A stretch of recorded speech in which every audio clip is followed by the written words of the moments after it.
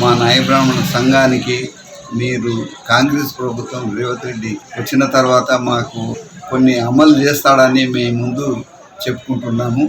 రేవంత్ రెడ్డి సర్కారు మంచిగా పనిచేసి మమ్మల్ని ఆదుకుంటారని, ఇంతకుముందు 10 సంవత్సరాలు తెలంగాణ ప్రభుత్వం మాకు మోసం చేసిందని బీసీ కార్పొరేషన్ కింద 5,000 కోట్లు మాకు ఇస్తానని ఇవ్వలేదు. ఇప్పుడు కాంగ్రెస్ ప్రభుత్వం చేస్తుందని నమ్ముకొని మేము ఇంకా ముందు కాంగ్రెస్ ప్రభుత్వం మంచి పనులు చేస్తుందని మేము ముందు చెప్పుకుంటున్నాము. రేవంత్ ప్రతి సంవత్సరం పొడుగునా రేవంత్ రెడ్డి పరిపాలన మంచిగా అనిపిస్తున్నది.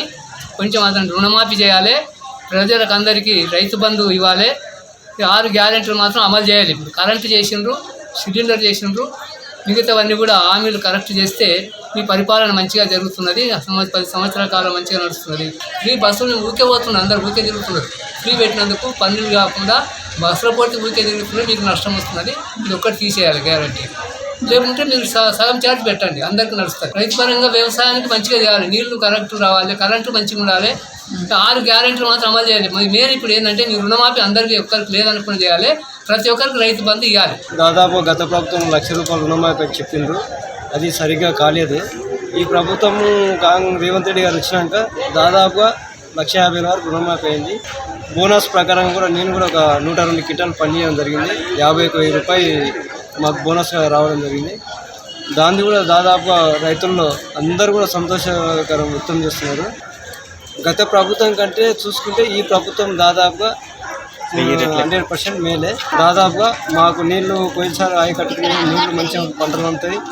మాకు బోనస్ ప్రకారం ఇప్పుడు వేసే వడ్లు కూడా దాదాపుగా ఒక 80% సన్న రకమే చల్లుతుండ్రు. ఈ బోనస్ కొరకు రైతులకు దాదాపు మేలు జరుగుతుంది. 1 ఇయర్ అయ్యింది అనుకుంటుండే అంతే, కానీ 1 ఇయర్లో ఏం చేసి ఉండే ఆయన? ఏమీ చేయలేదు. ఒక ఇంతసేపులో ఉన్న బస్సులకు ఇచ్చినాము ఆర్డర్లకు అని చెప్తున్నాడు, అదొకటి. ఇంతసేపులో ఉన్న కరెంటు బిల్లు అదొక్కటి చేసిండు తప్పించి ఆయన ఏం చేసిండు? 2,500 అన్నాడు, అది లేదు. 54,000 యుద్ధాలు అన్నాడు. యుద్ధాలు అసలు వాస్తవాలకు అసలు యుద్ధాలు ఎవరు ఇవ్వలే. ఏదో గ్రూప్ 4 అని చెప్పి మనడు 12,000 యుద్ధాలు ఇచ్చాడు. అంతమించి ఏమి లేదు అనేది చేసింది. రైతు బంధు రైతులకు ఏమీ లేదు, ఆయన వల్ల వచ్చింది ఏమీ లేదు. ఇంకొక కరెంటు బిల్లుకి వస్తామంటే కరెంటు కూడా చక్కగా ఉండట్లేదు ఆయనతో.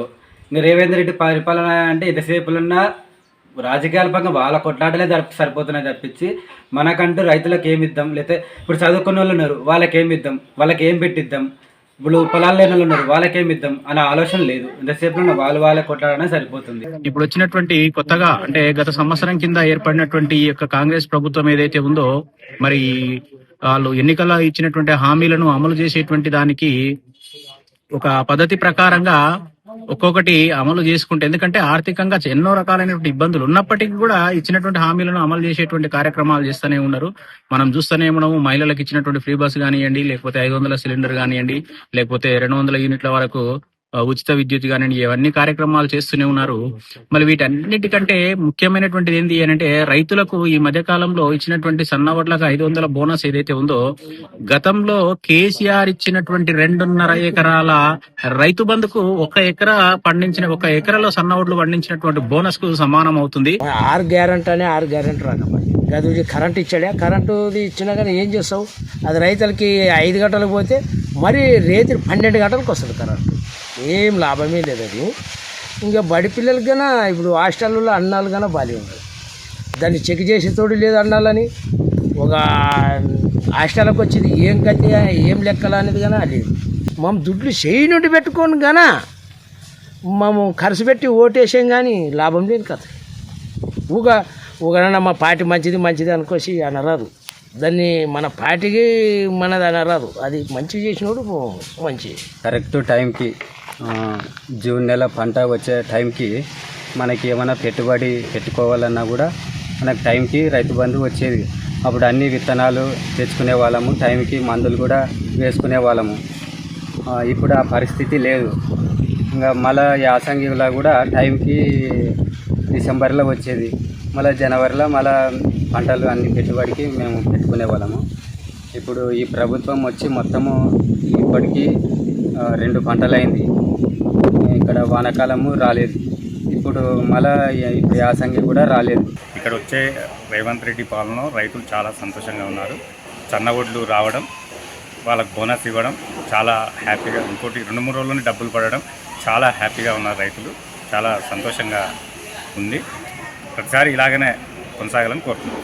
రైతు బంధు కానీ ఏది కానీ రాలేదు, రైతులకు చూసుకోవాలని మేము చెప్తున్నాము. రెవెన్యూ రేటు వచ్చిన కానీ గుడ్డలు కూడా ధరలు లేవు, ఏటు లేవు, ఇట్లా అవుతుంది.